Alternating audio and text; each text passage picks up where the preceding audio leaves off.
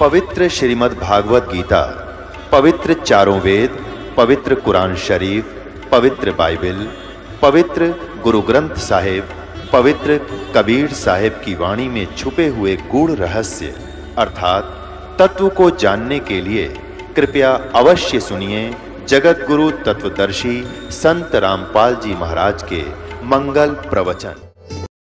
सतगुरुदेव की जय। सर्व संगत से प्रार्थना है, सत्संग प्रारंभ हो रहा है। कृपया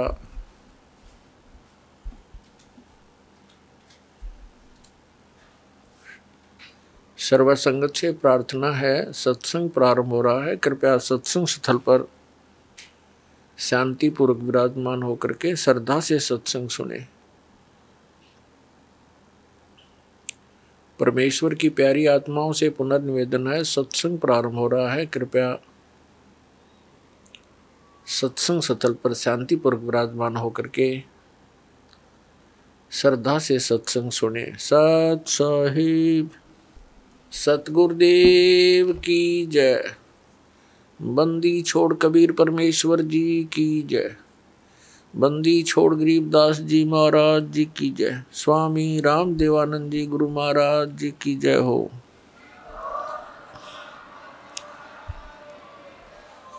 गरीब नमो नमो सतपुरुष को नमस्कार गुरु की नहीं। सुर नर मुनि जन साधुआ संतों सर्वस्ती नहीं। सतगुरु साहेब संत सब डंडो तुम प्रणाम। आगे पीछे मध्य हुए तिनको जा कुर्बान। नराकार निर्विषम काल जाल व्यंजनम निर्लेपम निज निर्गुणम अकल अनुबेशुंदनम।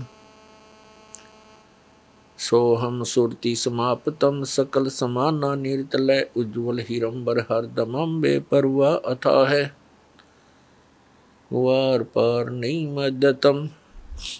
ग्रीव जो सुमर सिद्ध होई गणनायक गलताना।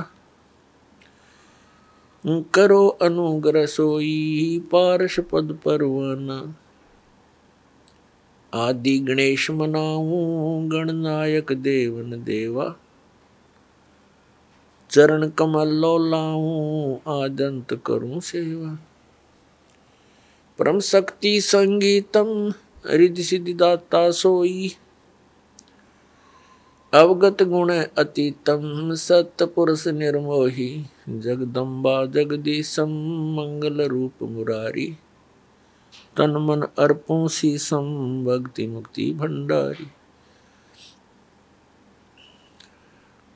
सुर नर मुनि जन ध्यावे ब्रह्मा विष्णु महेशा। शेष सहस मुख गावे हैं पूज्य आदि गणेशा। इंद्र कुबेर सरीखा वरुण धर्म राय धावे। समर्थ जीवन जी का मन इच्छा फल पावे। 33 कोटि आधारा ध्यावे से 88 उतरे बहुजल पारा।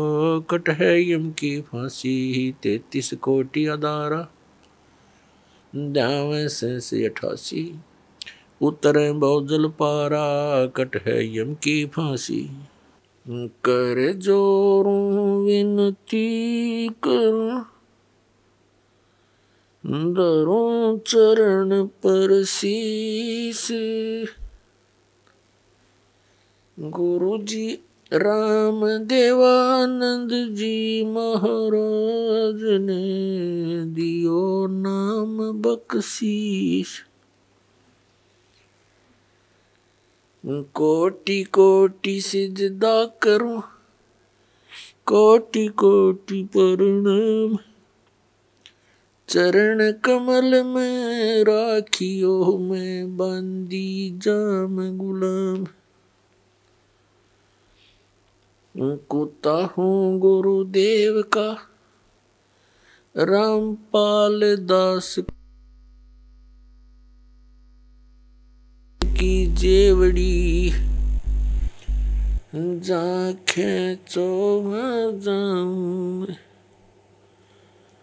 तो करो तो हो बावड़ू। दूर दूर करो तो जाऊं, ज्यों राखो त्यों ही रहूं, जो देवो सो खाऊं।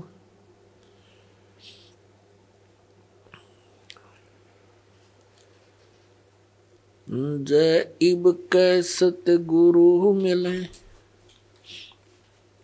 सब दुख आखो रोए, चरणों पर शीस धरूं, कहूं जो कहनी हो। कबीर गुरु जी मिलेंगे, पूछेंगे कुशलात,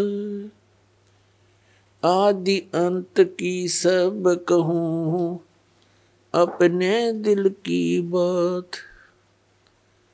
गुरु जी तुम न भूलियो, चाहे लाख लोग मिल जाही, हम जैसे तुमको बहुत हैं, तुम जैसे हमको नाही।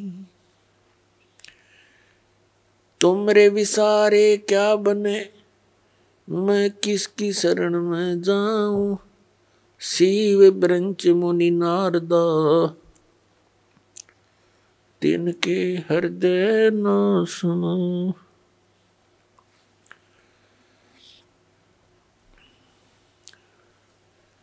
परम पिता परमात्मा पूर्ण ब्रह्म सर्व सृष्टि रचनहार कबीर परमेश्वर जी की असीम कृपा से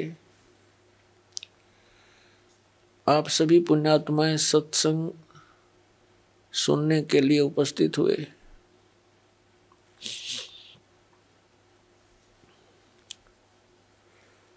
सत्संग में आने से इस जीव को ज्ञान होता है, तू कौन है, यहाँ किस लिए तू ये जन्म और मर रहा है,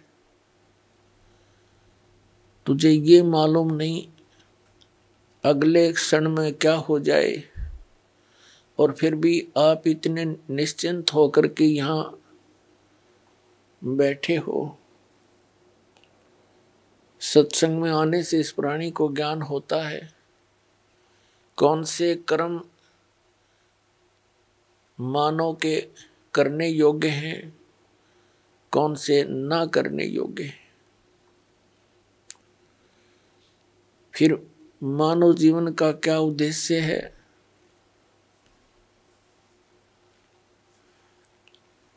ये ज्ञान होता है कि मनुष्य जीवन किस लिए प्राप्त हुआ है। फिर उद्देश्य से परिचित होकर के ये प्राणी उस परमात्मा के पाने के लिए तड़प उठता है,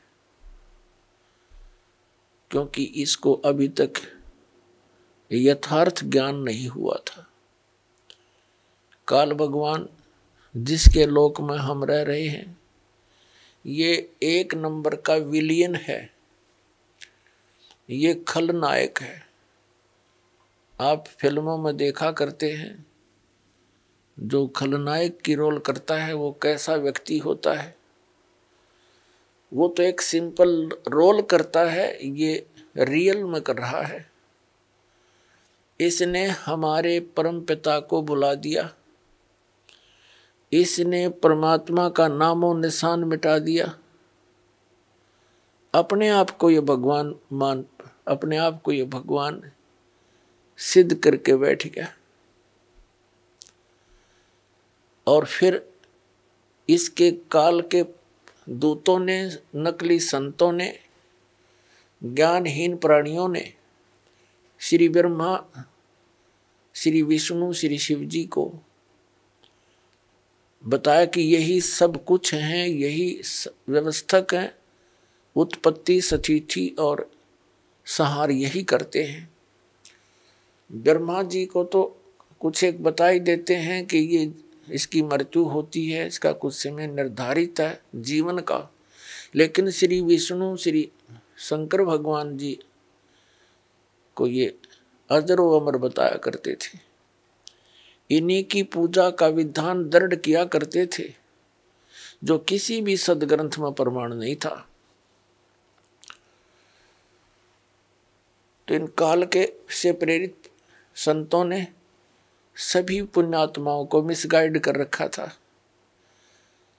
स्वयं परमात्मा आते हैं, इस अज्ञान को समाप्त करते हैं, अपनी प्यारी आत्माओं को सीधा राह बताते हैं। आप देखते हैं जितने गुरु उतने ही उनके मार्ग, उतने ही विधि भक्ति की, जितने संत उतना ही उनका अलग अलग ज्ञान।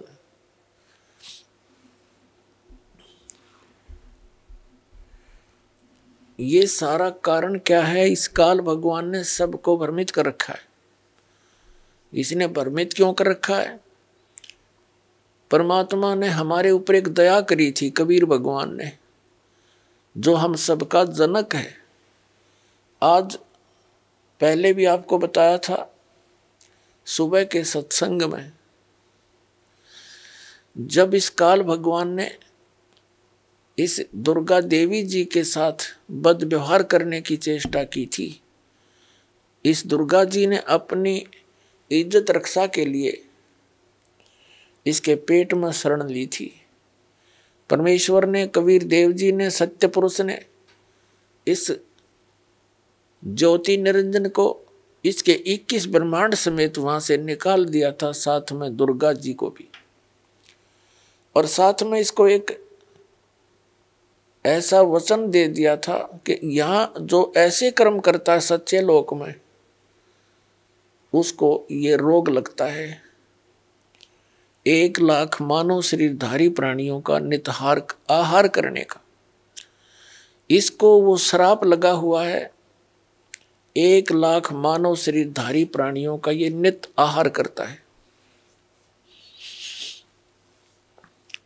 उसके लिए इसने अपने तीनों पुत्रों की, रजगुण ब्रह्मा, सतगुण विष्णु, तमगुण शिव जी की ड्यूटी ला रखी है। इनको एक एक गुण से युक्त कर दिया। ना श्री ब्रह्मा के बस की बात, ना विष्णु के, ना शिव की। इनके अंदर से एक ऐसी रेंज निकल रही है, रेज, ऐसी किरणें निकल रही हैं, जो इसके अंतर्गत इस 3 लोक में, पृथ्वी लोक, पाताल लोक और स्वर्ग लोक के प्राणियों को, ये तीनों देवताओं के अंदर से निकल रही ये किरणें प्रभावित करती हैं। ये अपने लोकों में रहते हैं, इनकी राजधानी है ऊपर, विष्णु लोक, शिवलोक और ब्रह्मा लोक। वहां रहते हुए भी इनके अंदर से निकल रही किरणें हमें यहाँ प्रभावित कर रही हैं। जैसे मिर्च का छोंक लगता है रसोई में, उसका प्रभाव जाकर के दिखता है दूसरे कक्षों में बैठे हुए अन्य घर के सदस्यों पर, छींकें आने लग जाती हैं। उनके बस की बात नहीं कि वो छींकों को रोक सके। मूल वस्तु रसोई में, उससे निकली हुई उस किरण ने उस प्रभावित कर दिया जाकर तीसरे कक्ष में 50 फुट की दूरी पर बैठे सदस्य को। ठीक इसी प्रकार श्री ब्रह्मा, श्री विष्णु, श्री शिव जी से निकल रही ये किरणें, ये तरंगे हमें यहाँ प्रभावित करती हैं, जिसके कारण रजोगुण की किरण के इन तरंगों के कारण हम प्रभावित होकर के सृष्टि उत्पत्ति संतान उत्पत्ति करते हैं। जिस कारण से ब्रह्मा जी को सृष्टि की उत्पत्ति करता बता दिया। यू खाक उत्पत्ति करता है, उत्पत्ति तो परमात्मा ने करके दे रखी। कबीर साहब ने सारे ब्रह्मांड रच दिए, इसके 3 गुण 5 तत्व दे दिए। ये तो केवल प्रभावित करता, जिस कारण से सभी प्राणी अपनी ये विवश होकर के, विषय वासनाओं के वश होकर के संतानोत्पत्ति करते हैं। और फिर यहाँ के यहाँ की सुविधाओं की इच्छा, राजसी ठाठ सभी चाहते हैं, ये उसी का प्रभाव। और दूसरे सतोगुण के प्रभाव से हम एक दूसरे में मोह ममता बुरी तरह जकड़े हुए हैं। जीव के बस का नहीं ये ममता मोह हटा दे किसी सदस्य से, संपत्ति से या इस संसार से। ये तो परमात्मा कबीर जी की दया होगी, आपको ज्ञान मिलेगा और साथ में वो समाधान मिलेगा जो इसकी किरणों को, इनके प्रभाव को निरस्त करेगा। वो साधना आपको दी जाएगी, तब आप यहाँ से निकल सकते हो। नहीं तो जकड़ रखा प्रत्येक प्राणी को और समझ में नहीं आने देता ये हो क्या रहा है। 1 मिनट में मृत्यु हो जाती है, उससे पहले ठेकेदार बना रखा है, तो ये तेरा बेटा है, ये तेरी बेटी है, ये कार है, ये तेरी कोठी है। और फिर क्या है, छोड़ बुद्धू, तेरा कुछ नहीं था, चल गधा बन। ऐसी दुर्गति हमारी कर रखी है इस काल भगवान ने। और तीसरा जो शंकर भगवान है, उसके अंदर आपको पता ही है, तमोगुण के कारण एक दूसरे के साथ लट्ठम लट्ठा इतना क्रोध पैदा कर देता है, हिंसाएं हो जाती हैं। और ये संहार का भी कार्य करता है। 1 लाख मानव शरीरधारी प्राणियों को नित मार के अपने पिता काल के पास भेज देता है। जिस कारण से इस अपनी व्यवस्था, इसको भूख लगी हुई, इसको भूख लगती है। 1 लाख मानव शरीरधारी प्राणियों का निताहार करने का श्राप लगा हुआ है। और जिस कारण से इसने हम सभी को यहाँ मिसगाइड कर रखा है, अपनी खेती बना रखी है, जैसे कसाई बकरे पालता है। परमात्मा परमेश्वर वो हमारे जनक हैं, सबके मालिक हैं, उत्पत्ति करता कबीर भगवान जो काशी में दुल्हा रूप में आए थे, उन्होंने आके अपनी प्यारी आत्मा धर्मदास साहिब जी को मिले। उनसे कहा कि धर्मदास, तुम जिस लोक में रह रहे हो ये कसाई का लोक है, यहाँ कोई रहम नाम की चीज नहीं है। किसी का बेटा मरो, किसी की बेटी मरो, पूरा अक्षेत्र नष्ट हो जाओ, नो प्रॉब्लम। इसमें दया नाम की चीज नहीं है। धर्मदास जी ने कहा कि भगवान, यहाँ कैसी सुविधाएं नजर आ रही हैं, सुंदर बाग बगीचे हैं, झरने बह रहे हैं, मीठे जल की दरिया बह रही हैं, नीचे भी अच्छा मीठा जल है पृथ्वी में, और सुंदर बाग हैं, सुंदर मेवा लगी हुई हैं, कैसी अच्छी हवा चलती है, दिन रात बन रहे हैं। तो परमात्मा ने कहा कि ये तो ऐसी व्यवस्था है जैसे कसाई बकरे पालता है, वह अपने उन पाले हुए बकरे और बकरियों के लिए सब सुविधाएं देता है। एक बहुत बड़ी चरागाह भी बनाता है, उनके लिए शेड झोंपड़ी डालता है गर्मी और सर्दी से बचाने के लिए, जल की व्यवस्था करता है, उसके चारे की व्यवस्था करता है, हिंसक पशुओं से बचाने के लिए उनकी चारों तरफ बाड़ करता है, सुरक्षा चक्कर बनाता है। जिस कारण से वो बकरे ये सोचते हैं ये दयालु मालिक है हमारा, हमारी कितनी केयर टेक करता है, कितनी देखभाल रखता है। जिस कारण से जब वो कसाई बकरों के पास आता है तो उससे प्यार करते हैं, ऐसे ऊपर को पैर उठाकर उसे सीने से लगाना चाहते हैं, उसकी उस व्यवस्था को देखकर इसे प्रभावित हो जाते हैं। वो ऐसे हाथ लगाकर देख रहा होता है, वो प्यार करते हैं, जीभ से चाटते हैं उसके हाथों को प्यार जताने के लिए।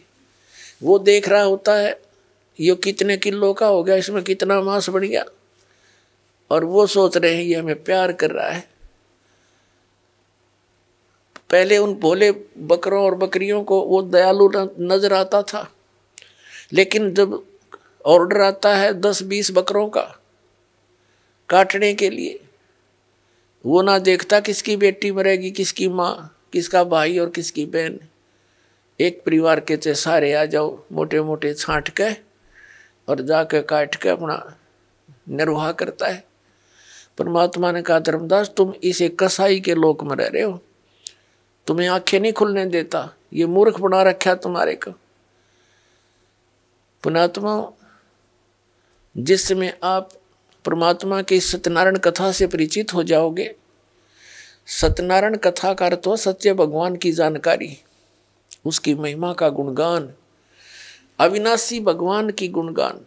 आज तक हम श्री विष्णु जी को सत्यनारायण कहते थे। सत्यनारायण माने अविनाशी, सच्चा भगवान, सच माने जो कभी नाश ना हो जिसका। और विष्णु जी की मृत्यु होती है, शंकर जी की भी मृत्यु होती है, और ब्रह्मा जी की भी मृत्यु होती है। तो ये सत्यनारायण नहीं थे। सत्यनारायण केवल कबीर देव है, कबीर साहब है, जो काशी में धानक रूप में आया था। बनारस के अंदर 120 वर्ष रहे, सहशरीर आए थे, शिशु रूप धारण किया था और सहशरीर चले गए थे मगहर से हजारों लाखों की संख्या में उपस्थित दर्शकों के सामने। उनके सब जब परमात्मा एक वस्त्र बिछाया था, एक चद्दर एक ऊपर ओढ़ कर लेटे थे। कुछ देर के पास आकाशवाणी हुई थी, देखो मैं जा रहा हूँ, इस चद्दर में कोई मुर्दा नहीं है। चद्दर उठा के देखी, सुगंधित फूल मिले थे। वो ना जन्म हुआ ना मरे थे, वो सत्यनारायण है, वो अविनाशी परमात्मा है। नारायण का अर्थ होता है जल पर आकर आने वाला, जल पर विराजमान होने वाला। परमात्मा एक लीला प्रत्येक युग में करते हैं, सतलोक से चलकर आते हैं, सहशरीर आते हैं और कमल के फूल पर वो सरोवर के अंदर जल के ऊपर आकर विराजमान होते हैं, जिस कारण से वास्तव में नारायण वो परमात्मा है कबीर जी। तो जब आपके यह सत्यनारायण कथा समझ में आ जाओगी, क्योंकि ये प्रथम बार सुनता है, कोई दूसरी बार सुनता है, और जिन्होंने खूब सुन रखी है उनका समझ में अच्छी तरह आ चुका है। तो ये लोक ऋण का नहीं है, हमें विकल्प नहीं मिल रहा था। पुण्यात्माओं, इस परम पिता की शरण में आने के बाद, कबीर साहिब की शरण में आने के बाद, आपके जितने परिवार के सदस्य हैं सब सुरक्षित रहेंगे। आपको आवश्यक वस्तुएं उपलब्ध करवाएगा, तभी हम भक्ति कर सकते हैं। जिसके 24 घंटे टेंशन रहेगी कोई किसी ना किसी वस्तु की, तो भक्ति नहीं कर सकता। पहले तो आपको टेंशन फ्री करेगा। जितनी आपकी आस्था इस भगवान में बढ़ती चली जाएगी, जितना विश्वास बनेगा उतना ही आपके निकट आएगा। विश्वास बनने में देरी लगती है, क्योंकि हम अज्ञान से परिपूर्ण होते हैं जब परमात्मा की शरण ग्रहण करने के लिए आते हैं। कुछ तो अज्ञान इन सत्संगों से, पुस्तकों से, टीवी चैनलों से हट जाता है। यहाँ आने के बाद रहा कहा फिर मांझा जाता है प्राणी, और फिर यहाँ आने के बाद आशीर्वाद, प्रणाम, भगवान की मंत्र दिए जाते हैं। धीरे धीरे आत्मा इतनी निर्मल हो जाती है, प्रत्येक बात पर जो दास बोलेगा उस पर विश्वास होने लग जाएगा। अभी तक तो कुछ पर विश्वास होता है, कुछ पर अविश्वास होता है। तो इसी प्रकार परमात्मा पर हम पूर्ण विश्वास ना कर पाते, तब तक देरी रहेगी आपके सब कार्य से दौड़ने में। और जब आपको पूर्ण विश्वास हो जाएगा, फिर तो कहना ही क्या है।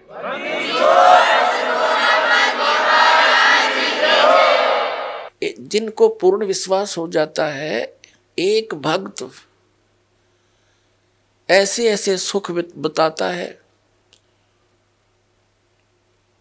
कि उसका कहता है जी कितने एक बताऊं, गिनती नहीं। तो पुण्यात्माओं, भगवान है ये हमारा सच्चा पिता है, और अपने पिता को ही अपने संतान के दुख की चिंता होती है, और ये समर्थ है, हमारे सब काम करने में सक्षम है, सब दुखों को दूर करने में सक्षम है। ये समर्थ परमात्मा है। इस पर विश्वास करके देखो पूर्ण हृदय से, फिर देखना सारे काम ठीक होंगे।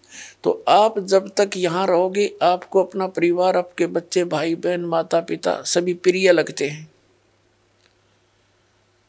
और इसकी शरण में आने के बाद आपको ये सब, आप इनके साथ रहोगे जब तक आपका सतलोक गमन नहीं होगा। और यदि आप परमात्मा की शरण में नहीं हो, प्रिय तो पहले भी फिर भी लगते, और 1 मिनट में मृत्यु हो जा किसी भी प्रिय बेटे की या बेटी की, टक्कर मारते रह जाओ, वो प्रिय लगो चाहे ना लगो फिर। और इसकी शरण में आने से आपको उस संकट से भी दूर रखेगा, आपकी उम्र भी बढ़ा देगा। ये समर्थ परमात्मा है, ये सत्कर्मालय।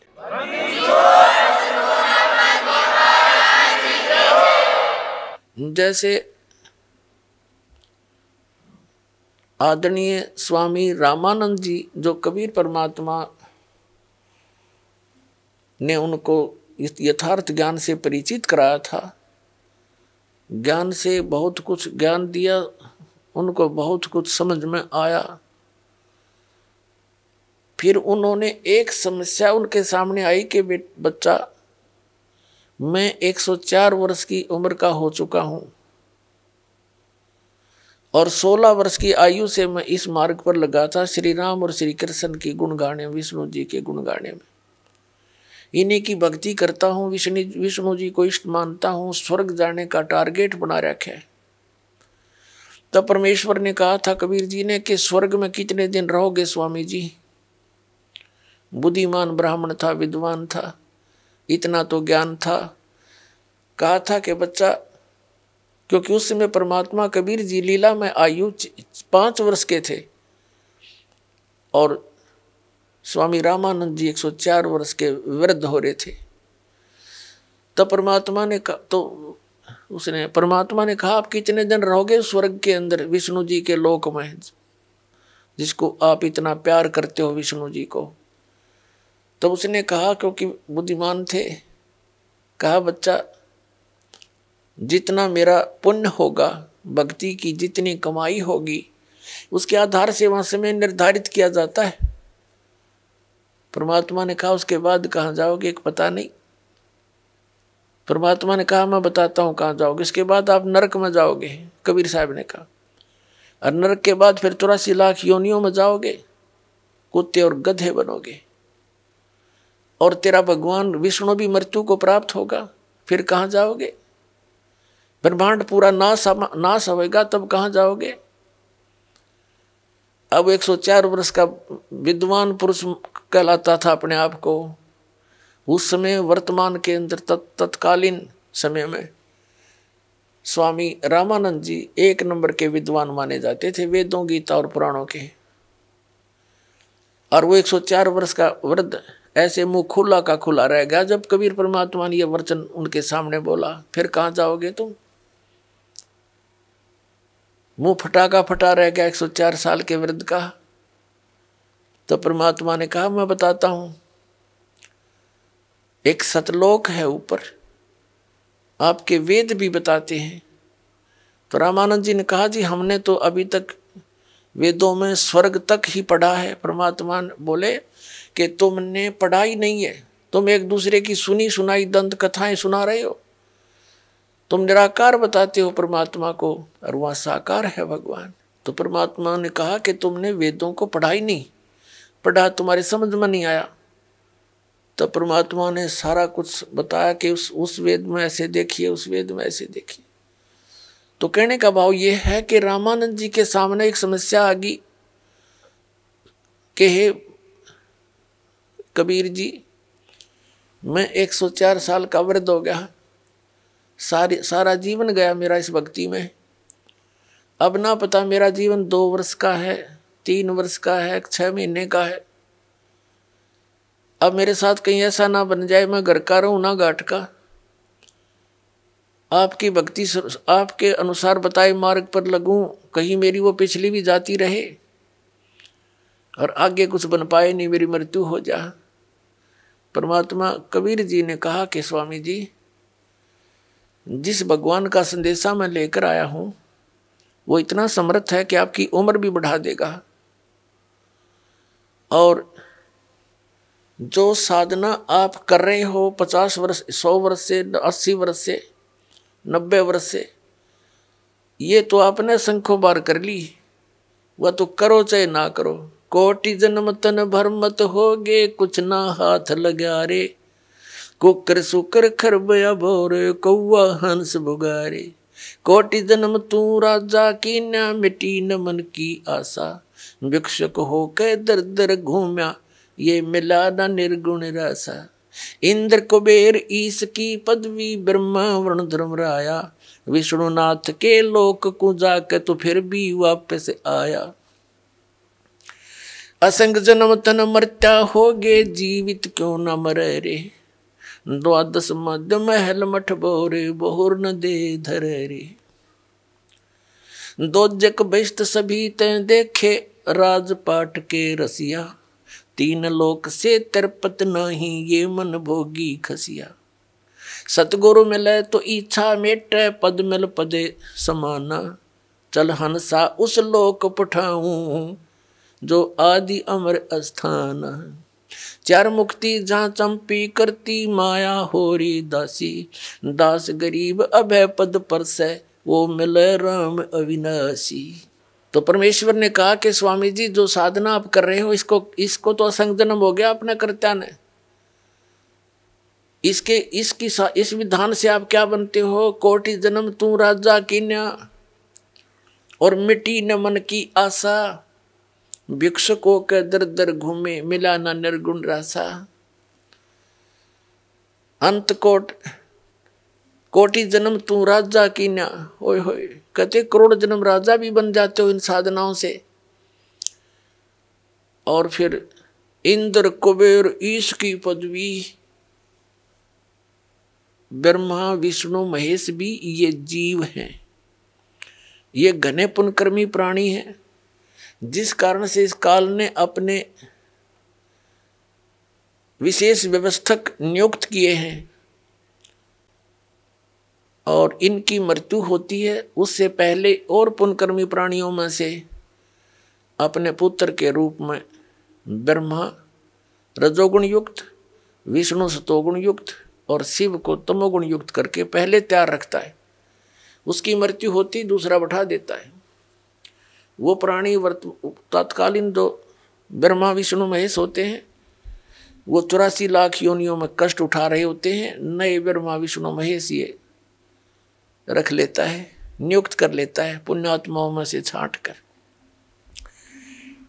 अपने आत्माओं यहाँ थोड़ा सा कंसेप्ट क्लियर करना पड़ेगा, अन्यथा नए नए भक्त आते हैं वो ये सोचते हैं कि ब्रह्मा विष्णु महेश को हमने कभी सुना ही नहीं कि इनकी जन्म और मृत्यु होती है, इनका कोई माता पिता भी है। क्योंकि आज दिन के सत्संग में आप जी को इनकी उत्पत्ति बताई थी, सृष्टि की रचना का कुछ अंश सुनाया था, तो उसको भी अब प्रमाणित करेंगे। सबसे पहले आपको दिखाते हैं कि ब्रह्मा विष्णु महेश नासवान है, इनकी जन्म और मृत्यु होती है।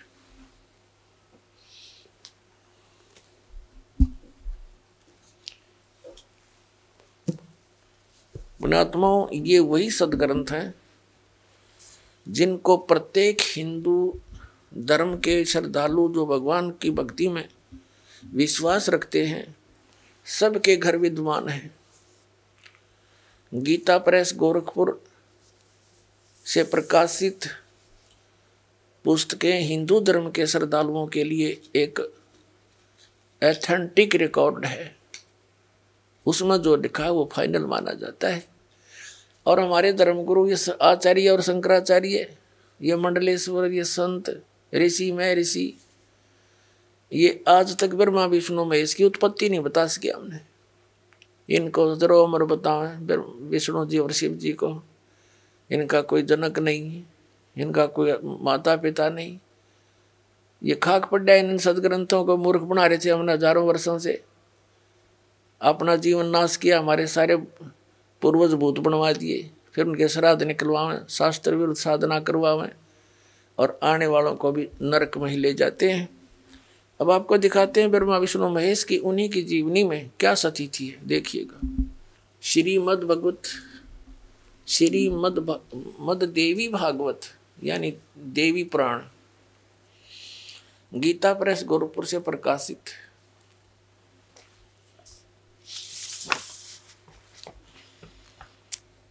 संपादक हनुमान प्रसाद पोदार चिमनलाल गोस्वामी, और ये यहां से प्रकाशित है।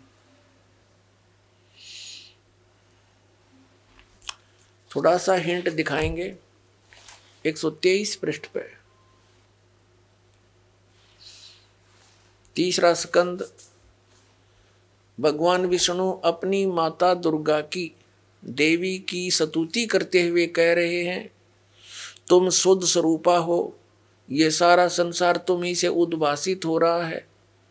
मैं ब्रह्मा और शंकर हम सभी तुम्हारी कृपा से विद्यमान हैं।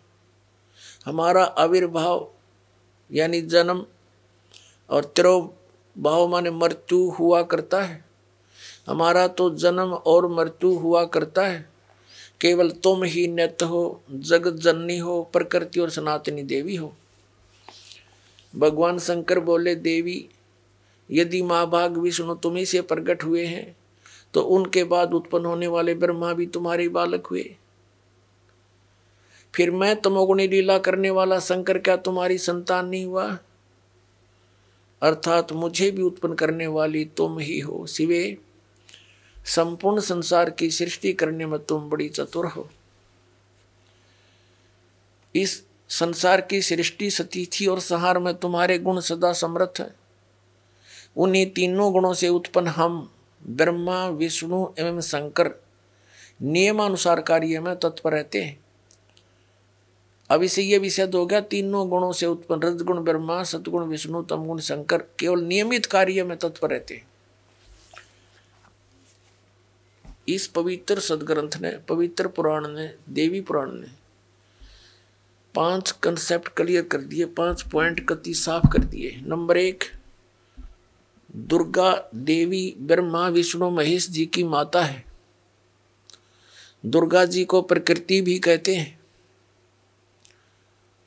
तीसरा, ब्रह्मा विष्णु महेश की जन्म मृत्यु होती है। चौथा, ये ब्रह्मा रजगुण सतगुण तमगुण, विष्णु सतगुण और शिव जी तमगुण है। और चौथा ये कर दिया, 5वां, कि ये केवल नियमित कार्य ही कर सकते हैं। जैसा आपके भाग्य में है वैसा ही दे सकते, उसमें कोई परिवर्तन नहीं कर सकते।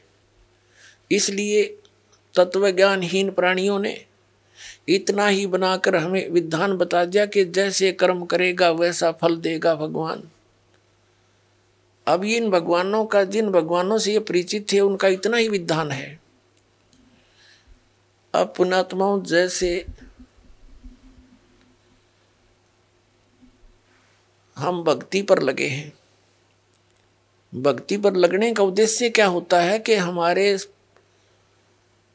जो बच्चे हैं वो सुरक्षित रहें, कोई आपत्ति ना आवे, हमारे ऊपर भी कोई ऐसा संकट नहीं आ जा, इससे हमें भगवान बचावे। इसलिए हम परमात्मा की कोई ना कोई साधना अवश्य करते हैं और फिर कुछ एक मोक्ष के लिए भी प्रयत्न करते हैं। अब क्या है, जैसे हम भक्ति करने लगते हैं, साधना कर रहे, और कोई ऐसी घटना घट जाती है, भूल जाता भक्ति को, याद भी ना आती और दिल टूट जाता प्राणी का।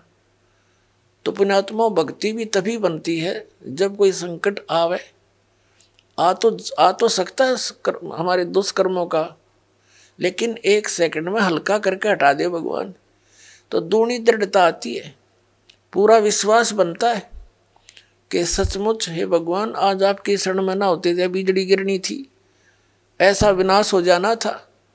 फिर ज्यादा भक्ति को दिल करता है, दूनी दृढ़ता आती है, पल भी भूल नहीं पड़ती है।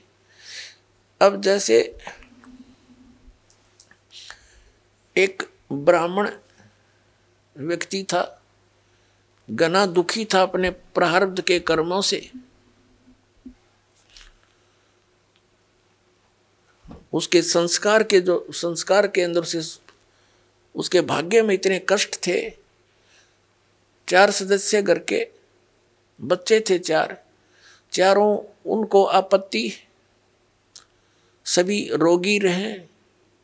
कहीं झाड़ फूक करवाता है, किसी संतों के पास जाता है जो साधना और विधि बताते हैं, सब करता था, कंगाल हो गया। वो एक दिन रामानंद जी के पास गया और परमेश्वर कबीर जी भी स्वामी रामानंद जी के पास विद्यमान थे। स्वामी रामानंद जी से उस ब्राह्मण दुखी ने कहा कि स्वामी जी, ऐसे ऐसे आपदाएं मेरे ऊपर आ रही हैं, आपने जो भी साधना मुझे बताई मैंने सारी कर ली, पर कोई लाभ नहीं हुआ।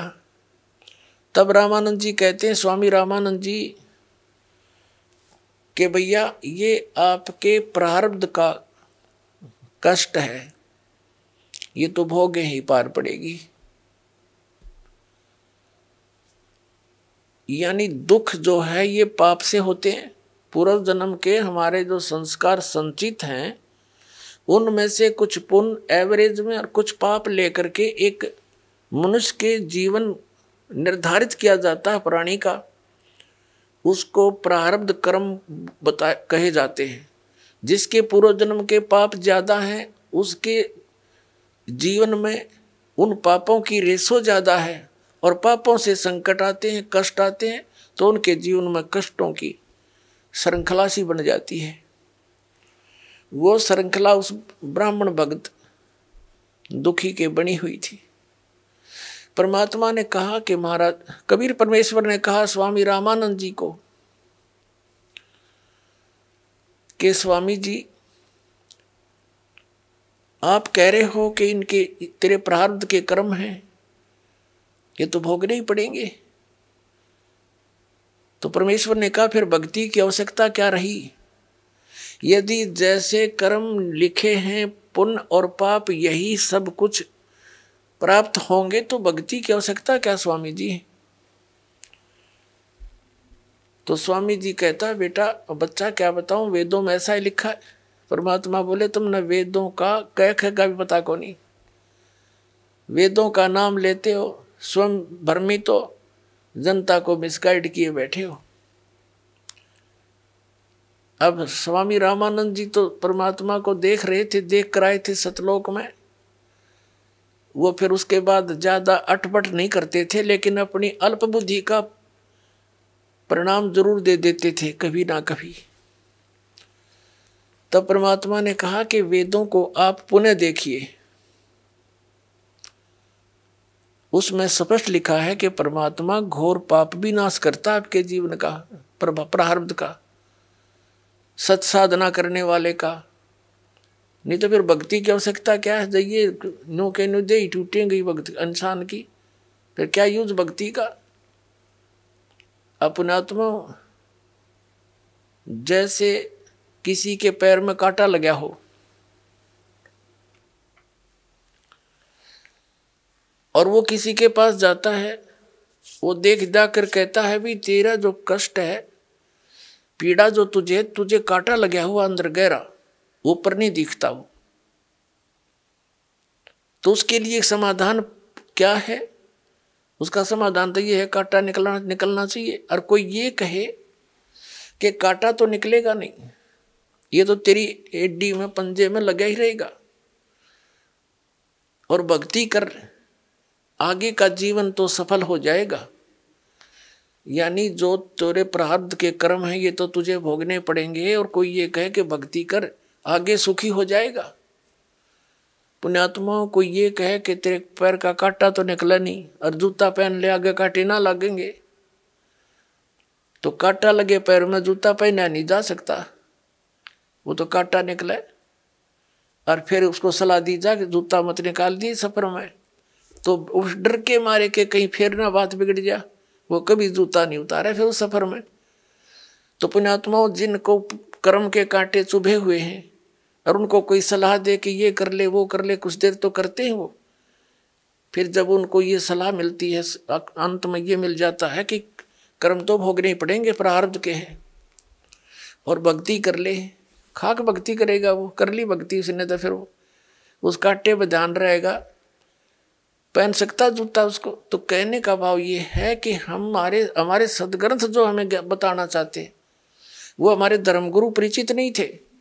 परमात्मा के गुण क्या बताते हैं, ये डंडोरा किस चीज का पीट रहे थे, ये सारा मिसगाइड किए बैठे थे अपने को। ऐसे आज तक जितने भी महापुरुष आप देखो सबकी यही दशा है, इन कख नहीं पता था। अब थोड़ी सी झलक दिखाते इसी पॉइंट पे।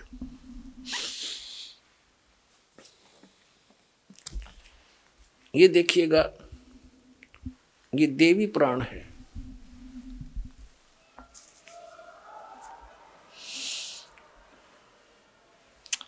इसी में आपको दिखाते हैं, ये गीता प्रेस गोरखपुर से प्रकाशित है। हनुमान प्रसाद पोदार चिमनलाल गोस्वामी इसके संपादक हैं और गीता प्रेस गोरखपुर से ही प्रकाशित है, मुद्रित है।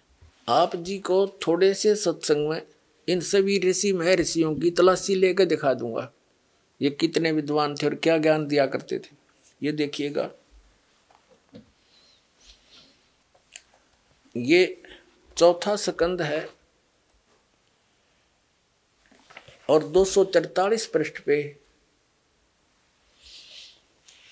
व्यास जी कहते हैं कि प्रहलाद की बात सुनने के पश्चात शुक्राचार्य ज्ञान दृष्टि से सब कुछ देखकर प्रसन्न हो गए। उनका मुख मुस्कान से भर गया। उन्होंने दैत्यों से कहा, दानवों, तुम मेरे यजमान हो, भक्त हो, तुम्हें न तो डरना चाहिए और न पाताल में ही जाना चाहिए। अपने सत मंत्रों के प्रभाव से मैं तुम्हारी रक्षा कर लूंगा। धर्म के मर्मज्ञ महाशयो, प्राचीन समय में ब्रह्मा जी के मुख से मैंने जो बात सुनी है उसे बता रहा हूं, सुनो। यह वचन बड़ा ही हितकर है, सत्य और अटल है। उन्होंने कहा था कि होने वाली बातें अवश्य होकर रहती हैं। धरातल पर कोई भी ऐसा सुयोग्य पुरुष नहीं है जो प्रारब्ध को विफल बनाने में समर्थ हो सके। विपरीत समय के कारण इस समय तुम्हारी शक्ति अक्षीण हो गई है। अतः एक बार तो तुम्हें देवताओं से परास्त होकर पाताल में जाना ही पड़ेगा। समय सदा बदलता रहता है। कुछ ही दिन पूर्व तुम सम्राट रह चुके हो। पुण्यात्मा, इनकी देखिए दोगली बात कैसी है। अब जैसे इन दैत्यों के गुरु शुक्राचार्य माने जाते हैं, पुण्यात्मा, हम प्रहलाद जी को एक परम भक्त मानते हैं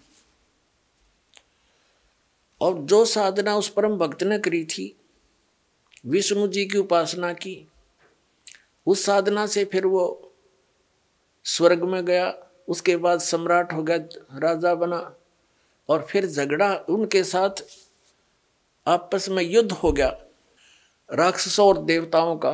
तो भी इनका गुरु जी क्या कह रहा है, ऐसे ये मूर्ख बना रहे अपने को। एक बार तो कहता है शुक्राचार्य कि तुमने डरना नहीं चाहिए, तुम मेरे भगत हो, मैं अपने सत मंत्रों से तुम्हारी रक्षा कर लूंगा और तुम्हें पाताल में नहीं जाना चाहिए, तुम निश्चिंत रहो। और फिर क्या कहता है, तुरंत ही बदल गया पैतरा।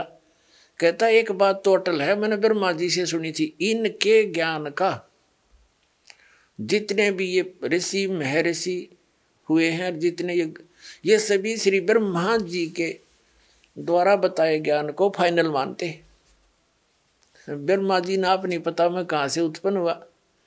तो ये क्या बताता है कि मैंने ब्रह्मा जी के मुख से सुनी है, और ब्रह्मा जी को ये वेदों का सबसे बड़ा ज्ञाता मानते हैं। क्या कह रहा है कि मैंने ब्रह्मा जी से मुख से एक बात सुनी थी कि जो होनहार होकर रहेगी और प्रारब्ध के कर्म टल नहीं सकते, वो तो भोगने पड़ेंगे। एक बार फिर तुमने देवताओं से हार के पाताल में तो जाना ही पड़ेगा।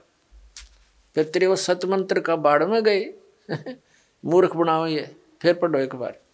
अब ये चौथा स्कंद पढ़ रहे हैं हम श्री देवी पुराण का।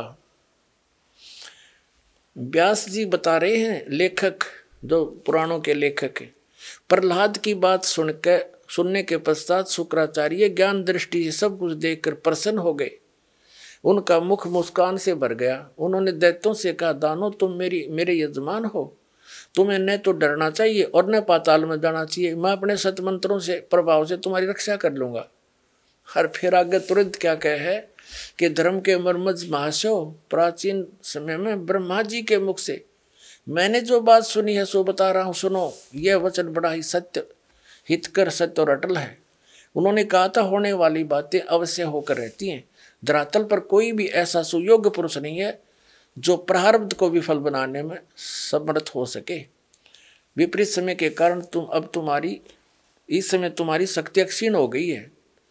अतः एक बार तुम्हें देवताओं से परास्त होकर पाताल में जाना ही पड़ेगा। फिर वो तेरे सतमंत्र कित गए, ये न्यो मूर्ख बना रहे, देख तुरंत तो झूठ बोल रहा है। एक बार तो छाती कूट रहा है, मैं अपने सतमंत्रों से ठीक तुम्हारी रक्षा कर दूंगा, तुमने नहीं जान दूंगा। अब इनको जाना ही पड़ेगा, वो तो आ गया अंत इनका। अब दूसरा दिखाता हूं। अब देवताओं के गुरु बृहस्पति की आपको वार्ता सुनाते हैं, इनका ज्ञान दिखाते हैं। 5वां स्कंद, वही देवी भागवत 282 पृष्ठ पे हम पढ़ेंगे। यहां से व्यास जी कहते हैं, देवराज इंद्र की बात सुनकर बृहस्पति जी उनसे कहने लगे। इंद्र को सलाह दे रहे हैं कौन? देवताओं के गुरु बृहस्पति जी। अब यहां आ जाते हैं, हम अपने मतलब की बात पढ़ेंगे 283 पृष्ठ पे।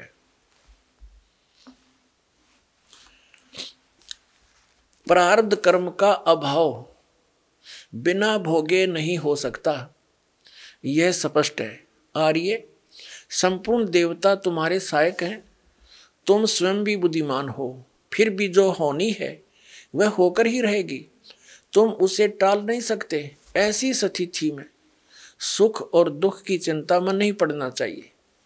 महाभाग, सुख और दुख ये दोनों कर्मशः पुण्य और पाप, पुण्य एवं पाप के अक्षय के सूचक हैं। अतएव विद्वान पुरुषों को चाहिए कि सुख के अभाव में भी सर्वथा आनंद का ही अनुभव करें। अतएव महाराज, इस अवसर पर सुयोग्य मंत्रियों से परामर्श कर लेकर विधि पूर्वक यत्न करने में कटिबद्ध हो जाओ। यत्न करने पर भी जो होनहार होगा वो तो सामने आएगा ही आएगा। अब आगे इसकी देवताओं के गुरु बृहस्पति जी का भी यही नियम है, यही विधान बता रहा है कि जो प्रारब्ध में लिखा हो तो भोगना ही पड़ेगा और इसको टाला नहीं जा सकता। फिर दूसरा विधान क्या बताता है कि दुख में भी सुख का अनुभव करना चाहिए। फिर पढ़िए, ये कह कि प्रारब्ध कर्मों का अभाव बिना भोगे नहीं हो सकता, ये स्पष्ट है, फाइनल हो गया। फिर क्या कहते हैं कि ऐसी स्थिति में तुम दुख की चिंता में नहीं पड़ना चाहिए। और कहते सुख और ये दुख ये दोनों कर्म से पुण्य और पाप के अक्षय के सूचक हैं। विद्वान पुरुषों को चाहिए कि सुख के अभाव में भी सर्वथा आनंद का ही अनुभव करें। पुण्यात्माओं, इनकी बेवकूफ बातों को सुनकर दास न दुख हो है। और ये मैं ऋषि कब आगे एक तरफ तो कह रहा है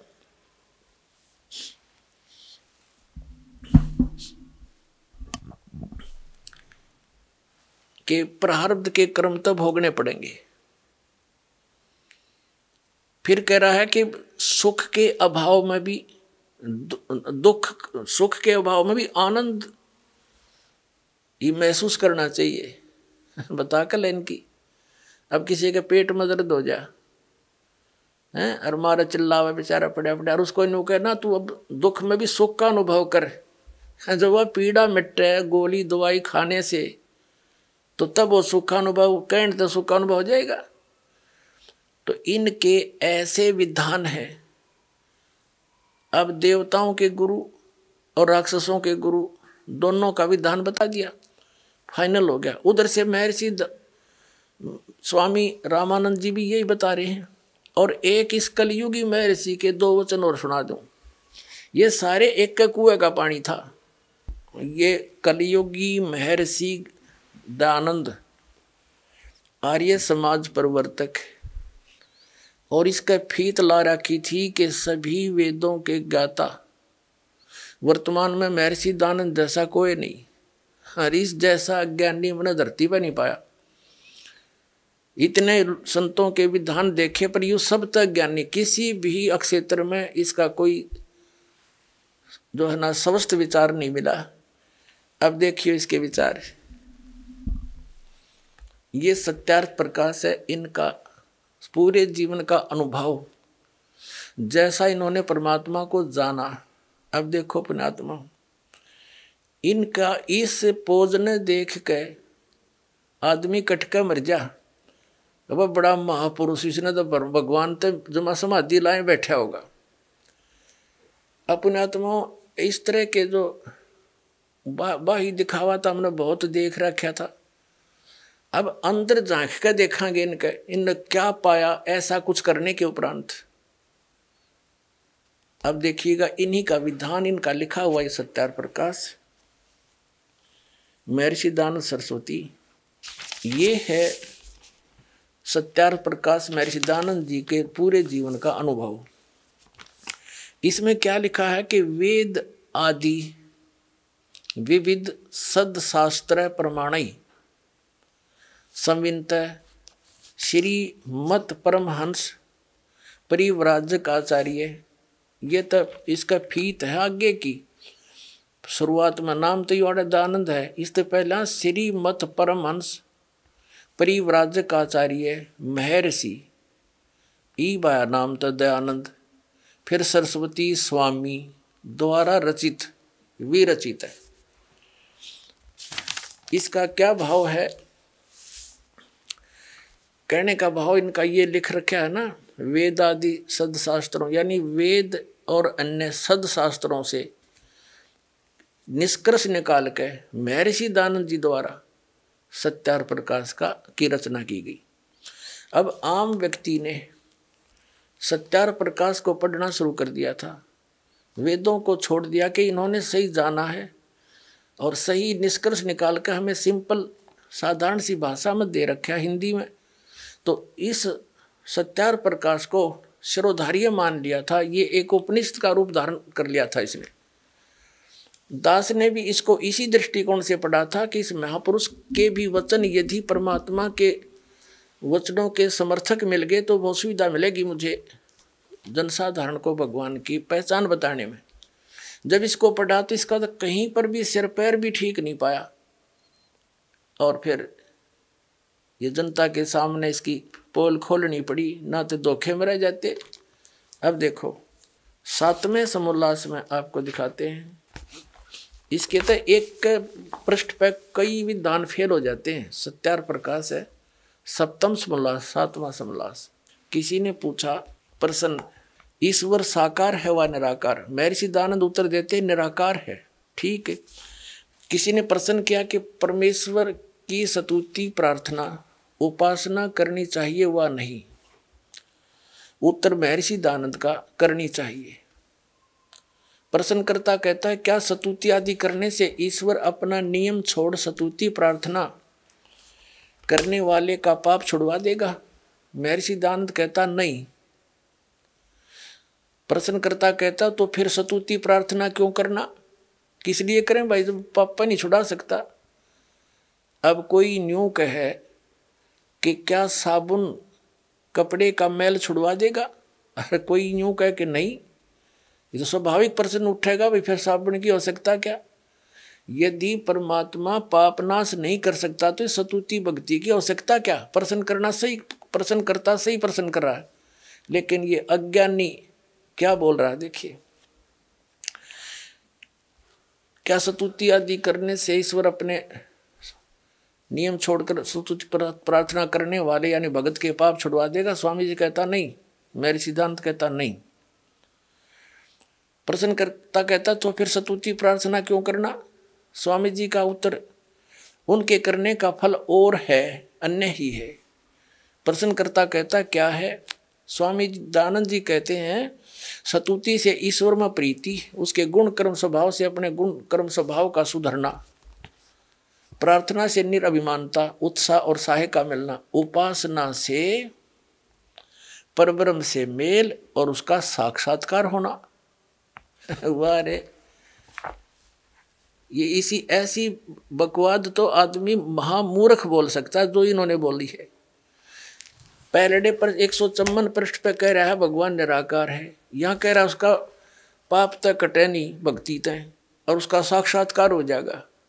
बता, जिसके पाप नहीं कटे अपराधी व्यक्ति है और वो भगवान से मिल लेगा, और साक्षात्कार तो साकार का होता है, निराकार का होगा कैसे? अब पुण्यात्मा इस दास के सामने यह समस्या आ रही है, मैं सारी साची कहूं मेरे वाली जचती नहीं, और ये ने सारी झूठ बोल रखी है फटोरी। तो अब इस ज्ञान से ही ये रेगमार लगेगा, प्रमाण दिखाए जाएंगे, ये क्या बोलते हैं, हमारे सदग्रंथ क्या बताते हैं। तो ये अज्ञानी से हो जाएंगे सारे कि ये मूर्ख बना रहे थे अपने को, इनको कुछ भी ज्ञान नहीं था। फिर हम इन तट जाएंगे, अपना सही रास्ता पकड़ देंगे। इतनी सी बात है दास की, और किसी की मान हानि करना या किसी को ऊंचा नीचा करना कोई उद्देश्य नहीं। क्योंकि ये दास भी टीचर है और ये भी आध्यात्मिक टीचर कब थे। एक अध्यापक ने कोई प्रश्न गलत हल कर रखा है और उसको बच्चे याद कर रहे हैं, दूसरा टीचर आता है, उसका कर्तव्य बनता है कि उस गलत प्रश्न को ठीक करावे ताकि उन बच्चों का भविष्य उज्जवल हो। और उस टीचर का कोई विरोध करता है जो सही मार्ग, सही रास्ता और सही प्रश्न हल कर रहा है, तो कौन होगा? क्या वो हितैषी हो सकता बच्चों का? वो तो शत्रु होगा जो उस टीचर का विरोध करे जो सही हल करके दे रहा है। उसके दो प्रकार के कर सकते हैं। एक तो वो जिन्होंने वो गलत पुस्तक छाप कर बेच कर रोजी रोटी चला रहे, वो विरोधी हो सकते हैं कि तुम्हारा क्या होगा। या दूसरा केवल उनको मूर्ख बनाकर आचार्य शंकर बनकर उनके ऊपर शंकराचार्य आचार्य बनकर उनसे पैसे इकट्ठे कर रहा होगा मूर्ख बना के। तो करते रहो। दास ने तो साची कहने का ठेका ले रखा है, चाहे कुछ भी हो, ये पूरा ज्ञान विश्व में फैलेगा। भगवान का आदेश है, दास के साथ है परमात्मा, और ये सफल हो रहा है। अब देखिएगा यहाँ इसी सप्तम समोल्लास के 163 पृष्ठ पे और क्लियर कराया सदानंद जी ने। प्रश्नकर्ता कहता है कि ईश्वर अपने भक्तों के पाप अक्षमा करता है वा नहीं? मेरे सिद्धांत कहता नहीं, क्योंकि जो पाप अक्षमा करे तो उसका न्याय नष्ट और सब मनुष्य महापापी हो जाएं, क्योंकि उनको पाप करने में उत्साह निर्भयता हो। जैसे कोई राजा अपराधियों के पाप अक्षमा करे तो वे अधिक अधिक अपराध पाप करने लगे, और जो अपराध नहीं करता वह भी अपराध करने लगे से न डरेगा। इसलिए सब कर्मों का यथावत फल देना ईश्वर का काम है, अक्षमा करना नहीं। स्पष्ट कर दिया।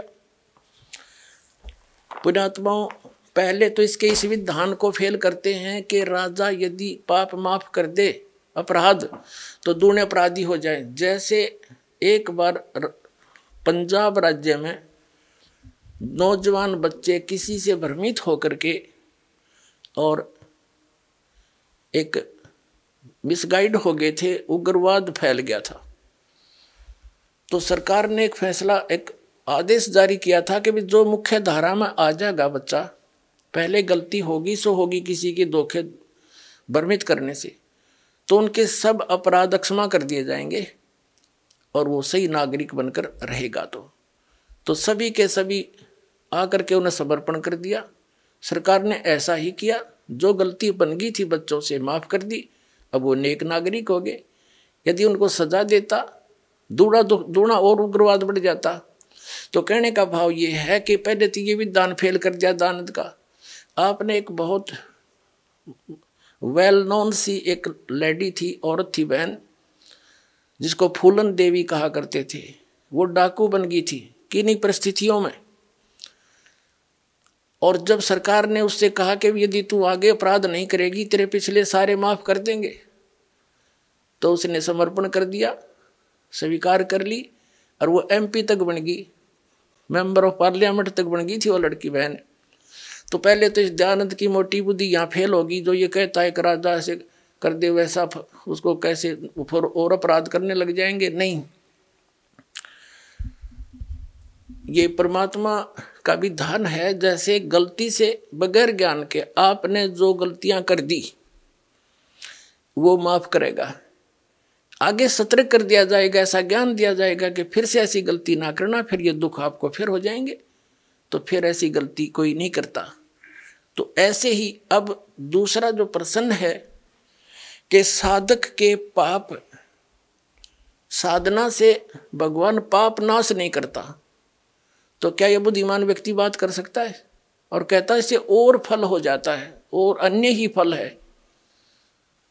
अन्य क्या फल है कि उपासना से परमात्मा का साक्षात्कार हो जाता है और परमात्मा को निराकार बताते हैं महर्षि दयानंद। इसका तो कितना सिर पैर नहीं, किसी भी ज्ञान किसी भी बात का कोई स्टेटस नहीं।